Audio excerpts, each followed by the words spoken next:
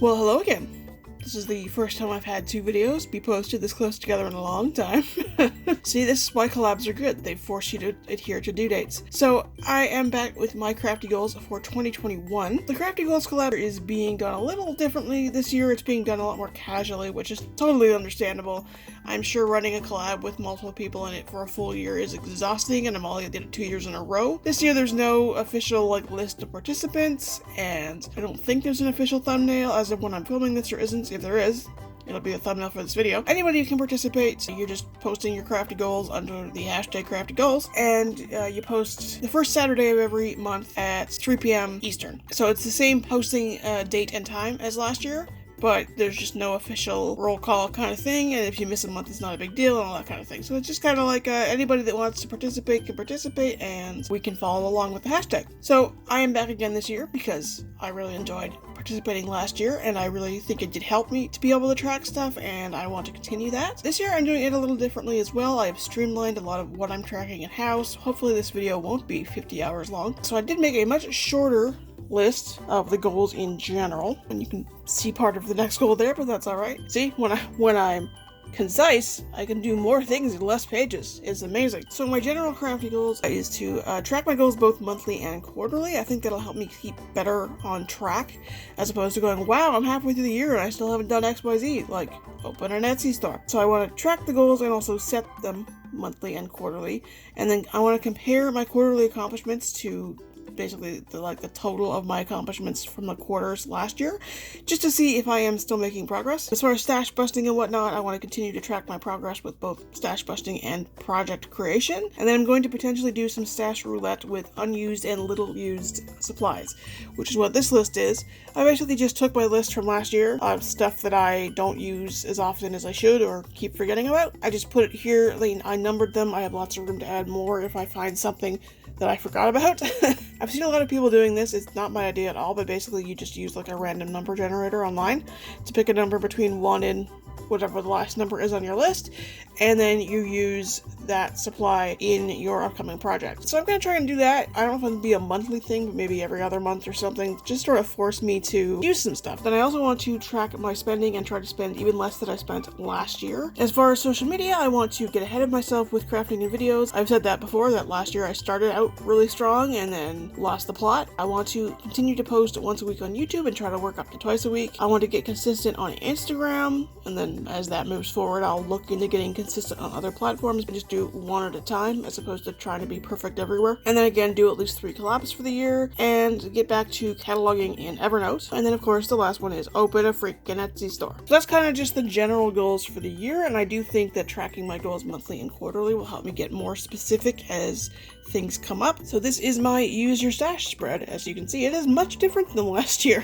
So what I've decided to do this year for quite a few of my tracking is I've just had it listed out like this, where I have the item and then where I'm going to track.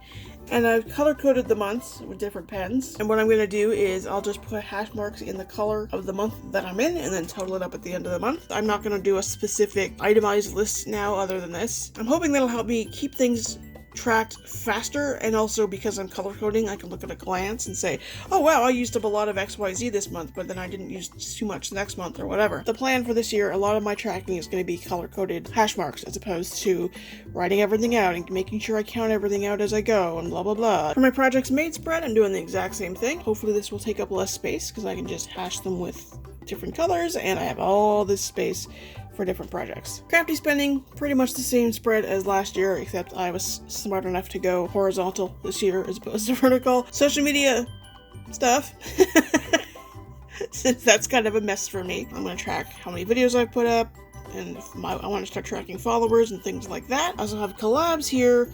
I don't know why I gave myself this much space since I only want to be in at least 3. I'm not going to be in 300, so I don't know why I gave myself that much space, but you know. And speaking of my collabs, I learned from the Crafty Goals collab last year that I do in fact need to track who I've watched and when, so I make sure I have watched everyone and commented on everyone's video. So I've done that for the Joy of Blue collab this year. You see all those dark lines behind you, it's because that was a different spread I made for this and it didn't work. So I'm just like, you know what, we're just gonna glue the pages together and start again. So again, we have the color coding, and then what I'm going to do is I have 12 spaces in each of these categories, and I'm just going to color in one of the spaces with the color once I've done the thing. As per the usual, I ran out of space even this way. And then finally, we have the Q1 goals and the January goals. Again, I've left it wide open to add more things as I go. Right now, my only official goal for the quarter is to launch my freaking Etsy store. I will add more things as I think of them. I'm not a long-term planner, so it's hard for me to think ahead that far, but I think as I get more accustomed to setting monthly goals, I'll probably be throwing more into the Q1 goals. My goal is to get the store up by the end of March. I thought I was going to get it up sooner than that, but as you can see from my January goals, there's a whole bunch of stuff I gotta do that isn't even like preparing products for sale. I got this type of spread idea from a bullet journal video or post or something, I can't remember where, to sort of categorize the goals by color. So orange is obviously Etsy. I need to open a PO box so I can have a business address so that when I mail things out, my return address is not where I live. I need to open a separate bank account. I need to open a PayPal business account. I gotta actually make an Etsy store account. I haven't done that yet. I keep forgetting that that's a step. I have to actually make the store. I need to design and print a shot list for my photography. It's just to remind me, did I get all the different angles of something? Did I get the inside and the outside? You know, that sort of thing. The only other Etsy one here is to catalog my projects in Evernote as I'm going, which is like an ongoing task. The purpley one here is Instagram, which is just to plan out my Instagram content for the rest of the month. I'm learning a lot about content planning. The best way to be consistent is to have a plan, and I haven't had a plan up to this point. That's one of the things I am working on that's probably going to make YouTube videos a little more inconsistent for the next little while, is getting ahead of myself with planning and scheduling and all that, so that then things are more consistent for the rest of the year. And then I have both complete my October daily and complete my December daily as both YouTube and crafting goals, just because I intended to make videos for them. And then I need to complete my main quote-unquote surprise project, which I will do a project share video when I am allowed to. And then I also need to continue cataloging my craft supplies in Evernote. Part of me feels like this is a small list, but part of me is like, the month's half over and you need to do all of this still,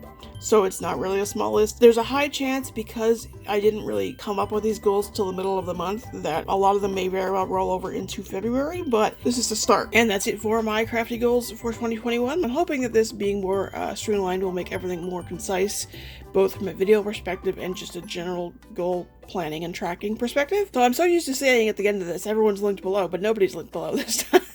So I will put the hashtag in the description, so I think you can click on it. You will search YouTube for it. Check out the hashtag, participate if you would like. There's no real rule other than posting the first Saturday of every month at 3 p.m. Eastern. But even then, from what I understand, it's more casual this year, so that if someone can't post one month, they're not getting like penalized. So it'd be really cool to see how many people participate this year. That's it for this video. I will see you again with this particular collab on whatever the first Saturday of February is. I'll see you guys next time. Bye.